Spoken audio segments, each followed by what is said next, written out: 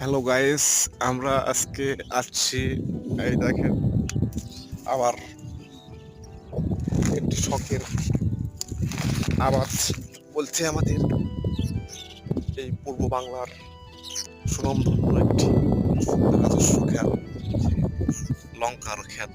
এই খ্যাতে আমরা দিনরাত পরিশ্রম করে আজকে আমরা সফল হওয়ার উদ্দেশ্যে মাঠে নেমে গেছি। আমরা জানি না কতটুকু এই জমি থেকে আমরা ইনকাম করতে পারবো।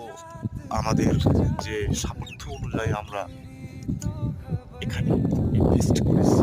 এখনো দেখেন গাইস, এখনো এই জিনিসটা এখন আমাদের একটি জীবনের একটি প্রতিষ্ঠান হিসেবে আমরা ধরে নিয়েছি। এগ্রিকালচার কৃষি কৃষি আমরা আমাদের বাপ দাদা সবাই আমরা